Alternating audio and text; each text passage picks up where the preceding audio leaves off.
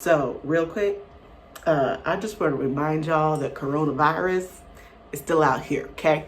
So I'm gonna need y'all to wear your masks, okay? Wear the mask, don't wear it on your chin, okay? Your chin is not gonna get coronavirus.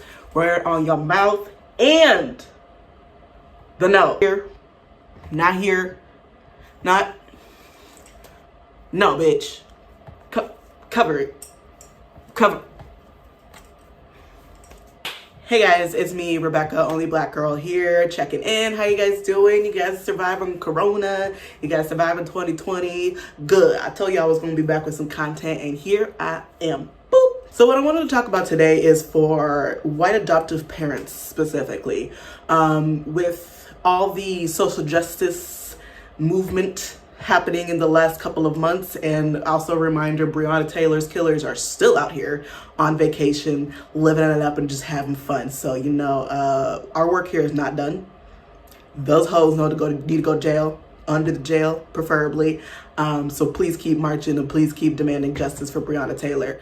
But what I wanted to talk about is white parents, in particular, relationship to police. It's a very important topic, and it's something that white people in general really need to start reevaluating, because y'all are the people that hold the power. Y'all are the people that the police protect, and y'all have the power to force them to change their policies and their biases. Specifically with white adoptive parents, why I really wanted to touch on this topic is because when you are a white parent and you are raising a child of color, you really, really, really need to reevaluate the way that you think of the police. Because for white people, police are your friend, right? Police do what police are supposed to do for you. For us, they're a death sentence. 9 times out of 10, they're a death sentence. They are an enemy. They are not friendly for us.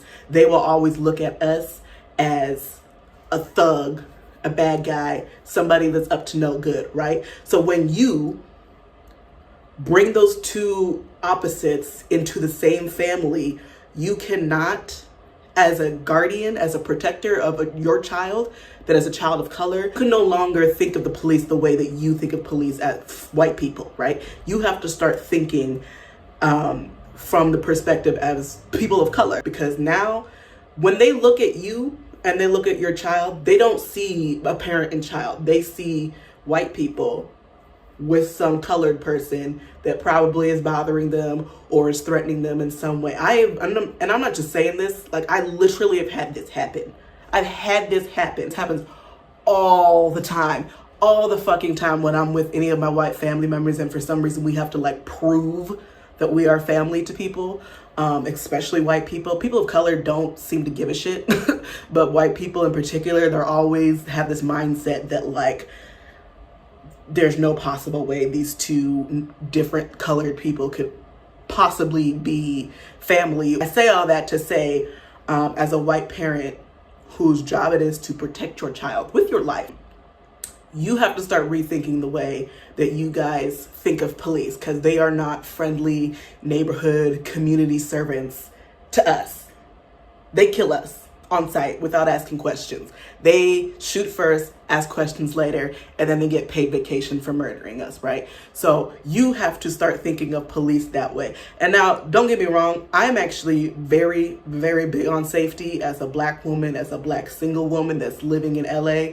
I am very big on safety. I watch and listen to a lot of true crime, so I get that this world is dangerous, and it would be nice to be able to call the police. I wish that when I felt threatened, I actually felt like I called the police. Get wanting to be safe. And I've had to have this conversation with my own mom, because we have people in our family that suffer with mental health issues and substance abuse issues. And there are times where they have gotten violent to the point where police have had to be called.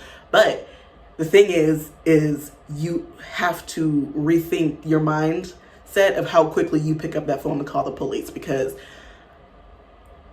that could be your child's life. You know, for white people, as soon as they feel threatened, it's not even just threatened. For white people, police are just like fucking public servants for them. They be calling the police. I mean, y'all have seen all the videos that have been going around about these Karens and Susans and people calling police for no goddamn reason. But even when you seriously feel like you're in danger and it's a person of color, particularly black person, the police should not be your first thought, right? Unless you seriously like in life's dangers, harm, like somebody broke into your house and is like waving a gun in your face. You really have to start thinking of the police as, if I call the police, is this a situation where I can risk my child being murdered? That's literally how you have to start thinking it, because that is the reality. The reality is, it might not even be that deep of a situation, but you may feel threatened slightly. But if you call the police, guess what? That may escalate to dead bodies in your living room. That's how serious this shit is. And you guys really need to start thinking about that. You really need to start reshaping the way that y'all think of the world and stop viewing it through your white privileged eyes and start listening to people of color, right? That's what we've been trying to get y'all to do. Start listening to people of color and listening to our experiences and understanding that the world sees us differently. Police see us differently, and your reality is not the same as our reality. Your job, like I always say, is to be a parent and an ally. And in order to be an ally to a child of color, you can no longer look at police as this loving, cuddly community servant. Because let me tell you what's going to happen. Say your child does get violent, right? It happens. I get it. Trust me, it's happened in my family. Say they throwing shit, punching holes in the wall.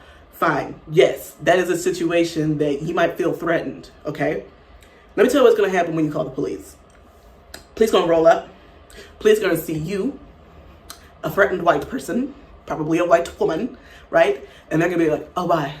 We have to protect the white woman because she is an Aryan queen. She is the greatest of all greats. They're going to want to protect the white people. They roll up to the scene, they see white people, and they see a distressed person of color. What do you think is going to happen in this situation? Do you think they're going to look objectively at this person of color? They're not going to ask, hey, do they have a history of mental health? Hey, is this something that has happened before? Hey, can we have a conversation to de-escalate the situation? No, they're going to come out, guns blazing, start shooting. And even if they don't start shooting, they're still looking at the person of color as the threat, as a killer, as somebody dangerous. And they will always look at y'all as the people who need protection, as the people who could possibly do no wrong, even though a lot of y'all be causing this shit in the first place. So again, like, I feel like I'm just repeating myself, but y'all really got to switch up your mindset here, right? This is what my whole channel and shit that I be ranting about is really white people stepping out of their white privilege and taking 3 seconds to say, wait a minute, before you pick up that phone and be like, no, wait a minute. Let me run this situation through my head in a couple of different scenarios and see what would happen if I call the police. I could call the police and maybe by some miracle, everything could be fine. Cool. More realistically, I could call the police. They could look at my child as a threat. They might not even wait to listen to me say that this is my child. They probably gonna look at them and say, oh, well, this bitch broke in and now they're threatening these very kind and wholesome white people. And that goes for everybody in the privileged position. We're just focusing right now on white parents because that's the topic that I want to talk about. But everybody in a privileged position has to take a step back at some point and say, that's why we say check your privilege. You have to take a step backwards and say, now wait a minute, am I thinking of this from my own privilege perspective and reality, or could somebody else who possibly doesn't have the same privileges that I do maybe have a point that this isn't the only reality that exists? It happens. I get it. We're privileged. We're all privileged in some way or another. It so happens that for some of us, the difference in privilege literally means life or death. So, to wrap it all up, white parents, take note of everything that's going on. Listen to these activists that are out here. Read the blogs and the posts and the think pieces. Pay attention to what's going on and listen to what we're saying. We don't need devil's advocates. We don't need y'all posting pictures of one cop out there doing great things. We don't care. It's not individual cops that are the problem. It is the entire system that is a problem. The whole system needs to be absolutely burned to the fucking ground and rebuilt with humanity actually in mind. If you are a white adoptive parent, I need y'all to get your shit together and get your shit in gear. If you are not as angry as the rest of us out here, bitch, why are you adopting children of color? Why? You are just as much of a danger to them as the police are. You should not be anywhere near a person of color if you are not out here fighting tooth and fucking nail for the human rights of people of color. Okay? Okay, thank you for sticking with me on my little hiatus, and let me know what you thought down in the comments if you have anything extra to add to the subject, and follow me on my social medias, and I will see y'all next week. Bye.